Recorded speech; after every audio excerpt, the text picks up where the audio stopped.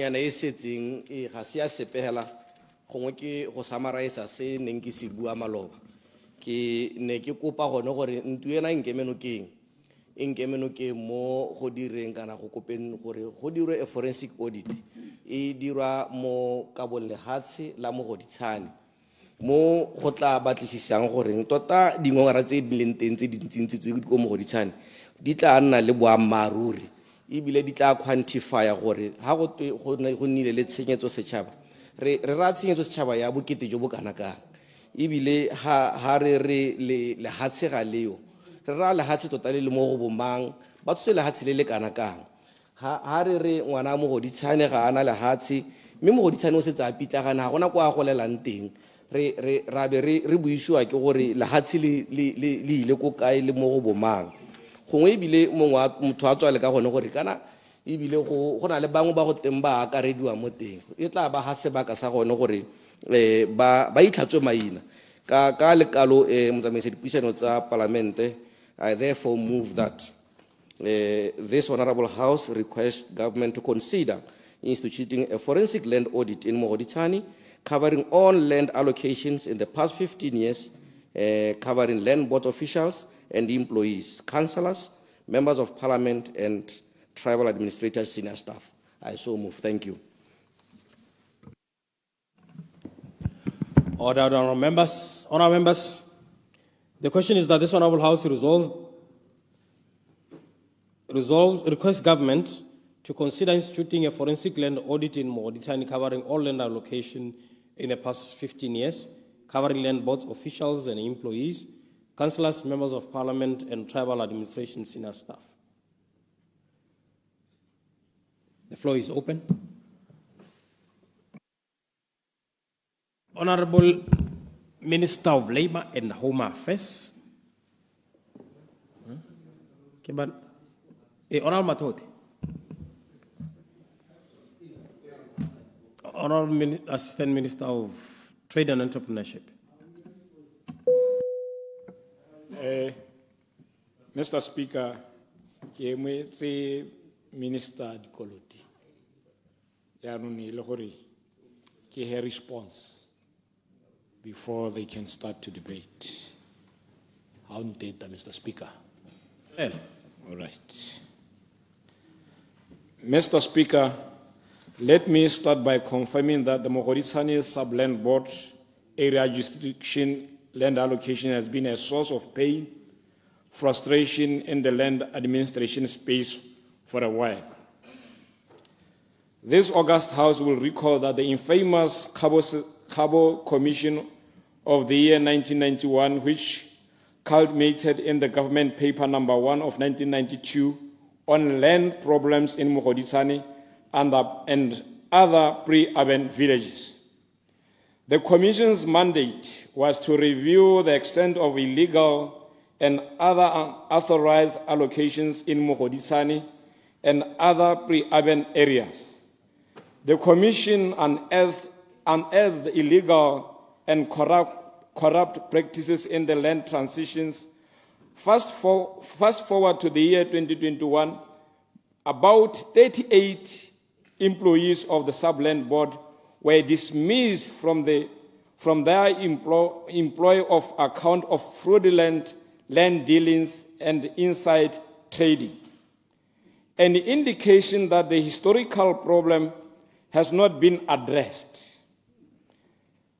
There may have been a change in the boards and officers, but the real problem has not gone away.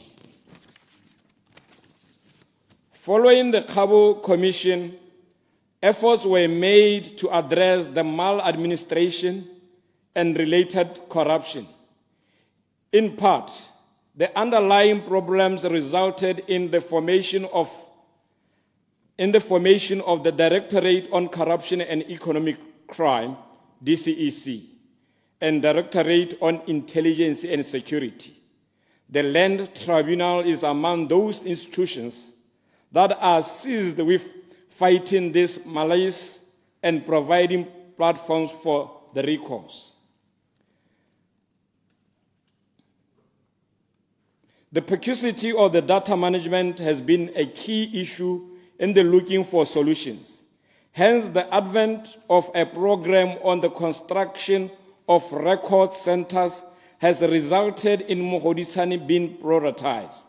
Furthermore, the Kwenin Land Board has 2 posts of Deputy Land Board Secretary. This is intended to assist with dealing with the problem. Mr. Speaker, the efforts I've outlined were meant to address the land administration and governance issues in Mogoditshane. However, its allocation problems continue to persist. Our ministry has received representations from individuals, groups registering complaints against the land board. Allegations on involvement of the mentioned parties in this motion do exist. Internal audits have revealed issues of plots with no evidence of allocations. Double allocations and abandoned plots, or those that remained undeveloped for many years, as well as encroachments. I therefore support this motion as the minister responsible for lands.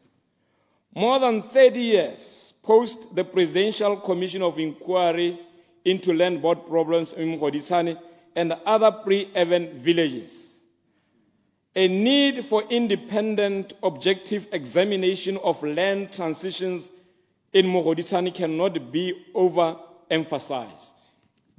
Mr. Speaker, I support this motion with full understanding that the ongoing forensic audit commissioned by the President of the Republic of Botswana, Advocate Duma Gideon Boko, has covered some land boards, including Quini, under which Mogoditshane falls. However, this audit covers a period of 10 years, while the motions calls for a period of 15 years, and it is specific on its terms and reference. Mr. Speaker, a forensic auditing back 15 years will take the audit to the year 2010, covering at least 5 tenures of the past land board officials, 3 political terms. It is my considered view that whatever happened and who overdid it and how it happened and whether it was illegal will be unearthed by the forensic audit. The audit is expected to further address the impact or lack thereof the land administration reforms instituted in an effort to address these challenges. I rest my case. Thank you, Mr. Speaker.